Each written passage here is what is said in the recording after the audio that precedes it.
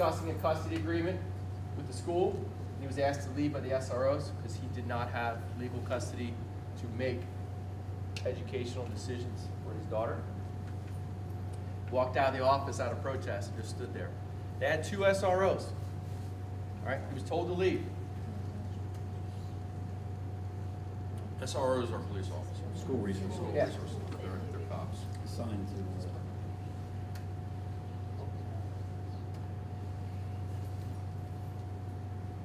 Just so you know, this guy, while Dave's getting this set up, this video, he did not know that the school resource officers were going to be there.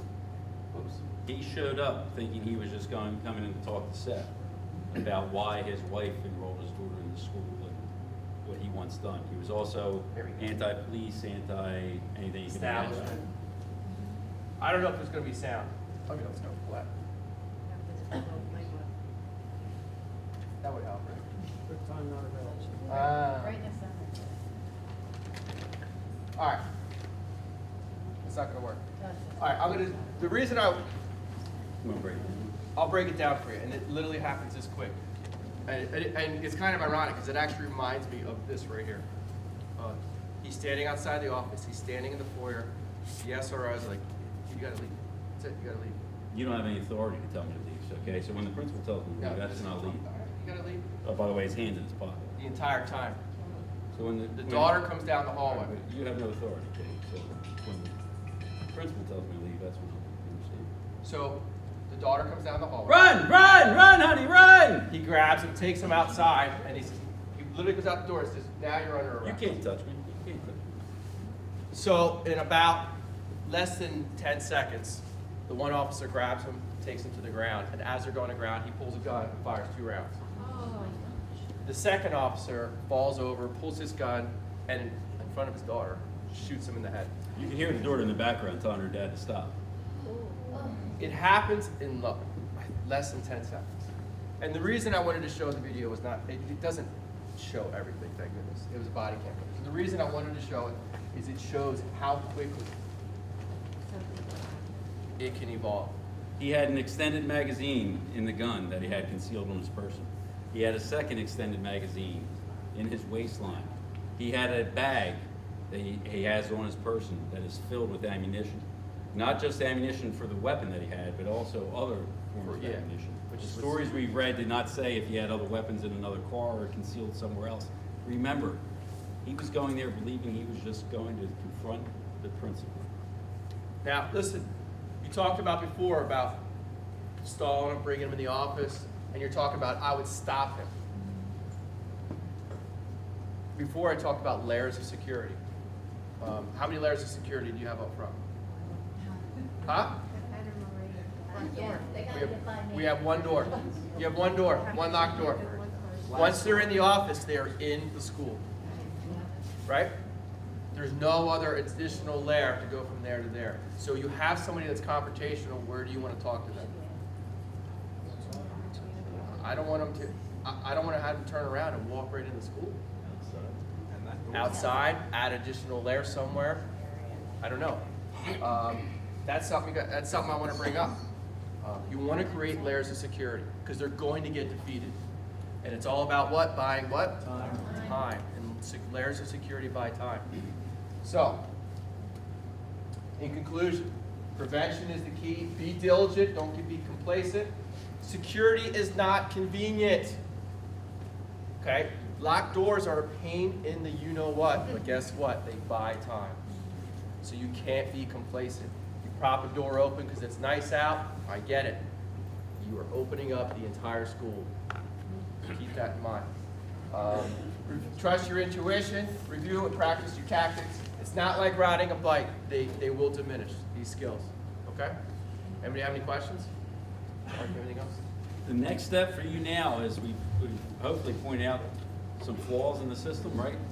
Every system's going to have flaws. This building has to be open to some extent, correct?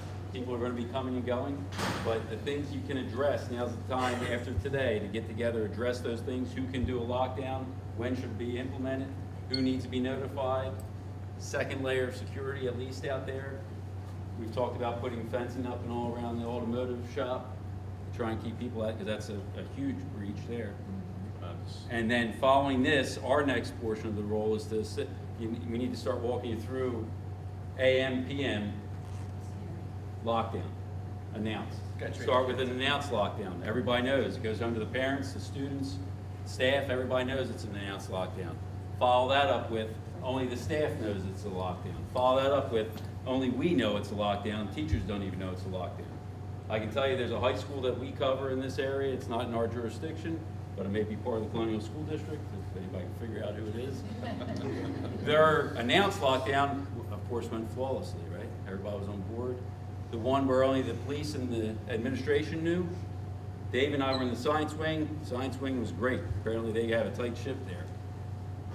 The other, social studies and reading and all them, had less than half compliance. Some teachers kept teaching, some teachers just let the students, and they said, it's just a drill, I'm not interrupting my class. Wow. They were dealt with harshly by the administration following that, because there's a new sheriff in town now.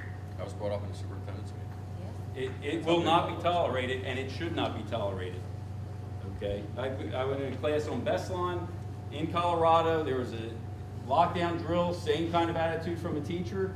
He keeps his outdoor, they had outdoor doors. He likes to keep it propped open when the weather's nice out to let that fresh air in. He told them, this is what I do, I'm not changing what I do.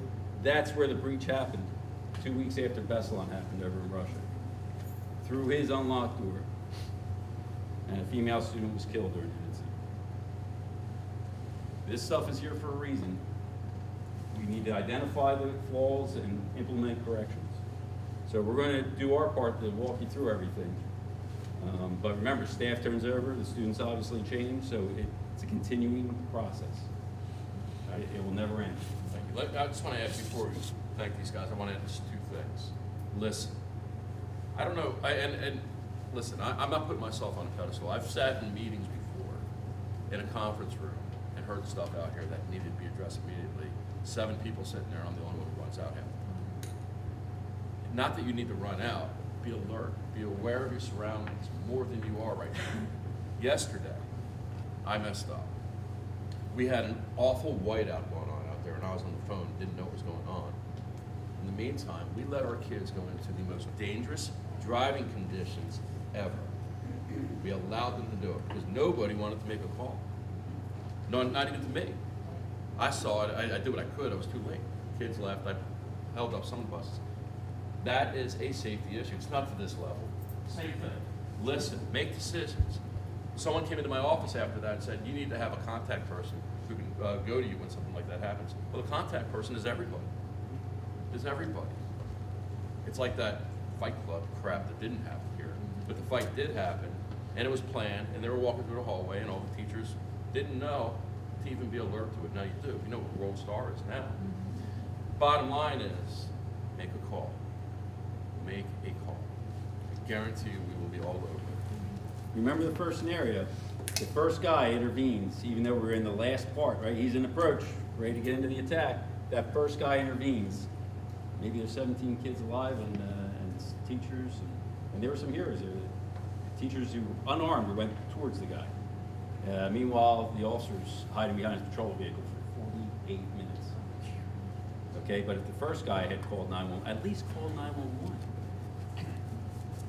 and get people there sooner. It could have ended. So, And for your information, Xavier Reyes, young man, this picture we showed everybody, is locked up right now. So these guys are diligent. I had Mark on speed dial, texting him, what should I do here, what should I do there? He'd make a call and then somebody else would be here, in that situation. unfortunately, he was out of town. But if he's out of town, he's still helping. So helping us. Anyway, these are good, these are excellent. Dave and Mark, thank you. Thank you. Appreciate it. Thanks for taking the time. We'll talk about next steps. We'll be next steps, so we'll be follow through. We're not going to be sitting around watching this stuff happen. Now, if you could help us load this into the car. Super Bowl.